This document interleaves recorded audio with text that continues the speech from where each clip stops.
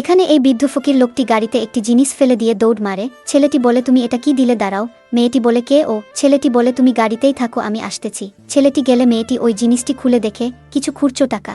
তারপর ছেলেটি ওই বৃদ্ধ লোকটির পিছে তাড়া করতে করতে তাকে ধরে ফেলে এবং বলে, কে তুমি, আর আমার গাড়িতে নোংরা জিনিস ফেলেছ কেন?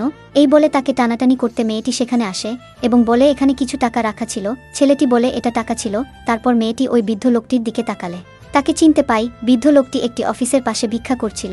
একটি মেয়ে তাকে অপমান করলে ফকিরটি সেখান থেকে চলে যেতে ওই মেয়েটি তাকে থামতে বলে এবং তার মানিব্যাগ থেকে খুচরো 5 টাকা দিতে। সেই টাকাটা বাতাসে উড়ে যায়। বৃদ্ধ লোকটি তার পিছু যেতে মেয়েটি বলে, আমার কাছে আর খুচরো টাকা নেই, এই 100 টাকাই রাখো। বৃদ্ধ লোকটি টাকাটি না নিতে চাইলে মেয়েটি তাকে জোর করে টাকাটি দিয়ে যায়। বৃদ্ধ লোকটি সেই টাকা থেকে 10 টাকা নিয়ে বাকি 90 টাকা ফেরত দিতে এসেছিল। আমরা নিম্ন স্তরের মানুষকে অবহেলা করি, কিন্তু সে হাজারো কষ্টের ভেতর থেকেও তার মনের ভেতর সততা ধরে রেখেছে।